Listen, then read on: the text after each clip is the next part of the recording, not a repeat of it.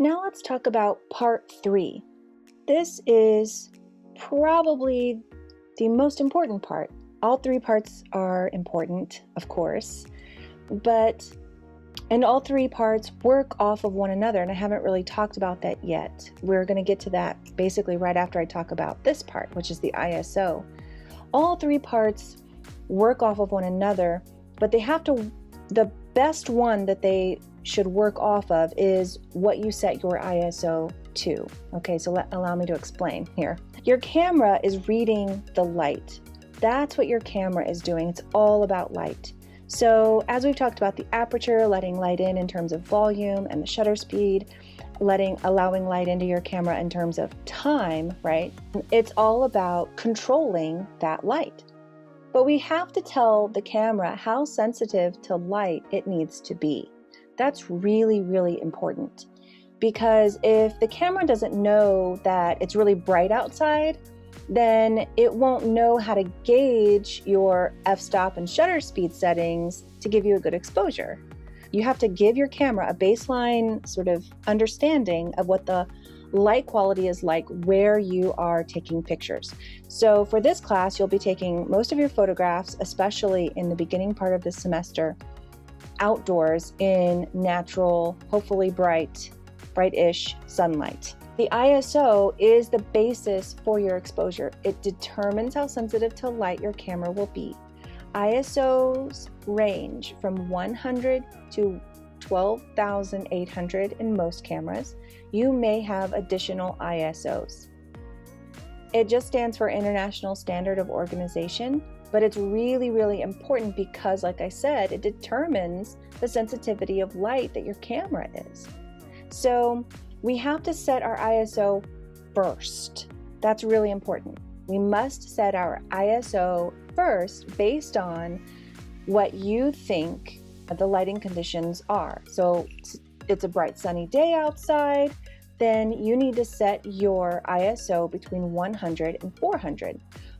100 to 400 are the ISO settings you should use in bright lighting conditions because they are less sensitive to light. And I hope you could hear me kind of giving a face on that because it's a little confusing. You want to use ISOs that are less sensitive to light when you are in conditions of really light and bright sunshine. So if it's a bright sunny day outside, or if you're at the beach on a bright sunny day, if you're in the snow on a bright sunny day, anytime it's a bright sunny day.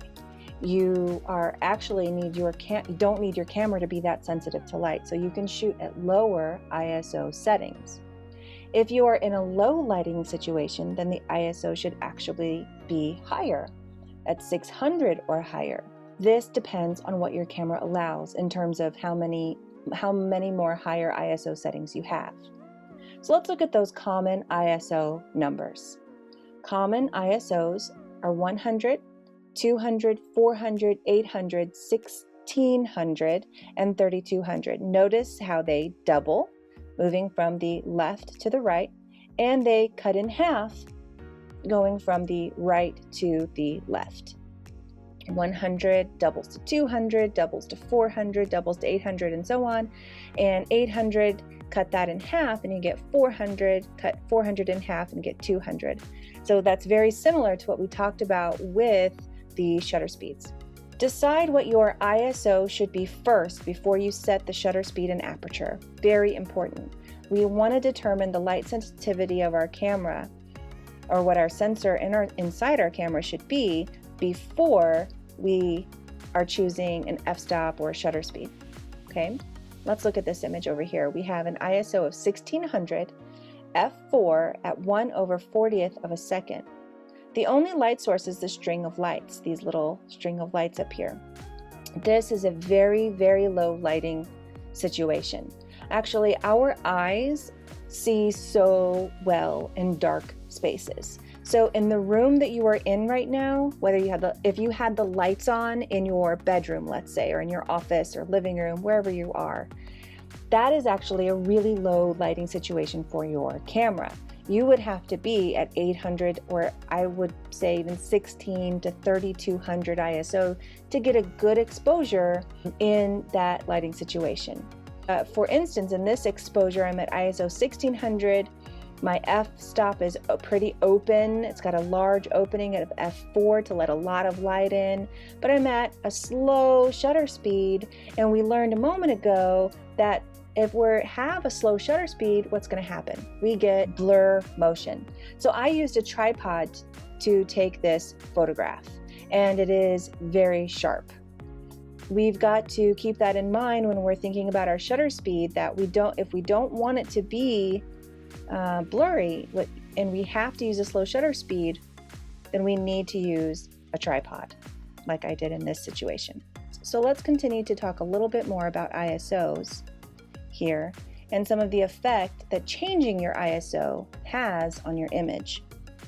Using a low ISO will reduce what's called digital noise, even in a low light situation like this one. The higher the ISO, the more digital noise will be visible, and that's the difference between the two images. The image on the left was photographed with ISO 100, and the image on the right is a higher ISO of 1600. And so you can see that the color, the gradation of tone, the smoothness of the colors, and the sharpness of the image in general is much better with ISO 100. And the image quality kind of degrades at ISO 1600. And so you will find that also true when you use high ISOs with your camera. But the good thing is that generally you will never zoom in on a computer to see all of the digital noise, all of the sort of degrading of the image, because I'm very much zoomed in these two images in order to show you the details.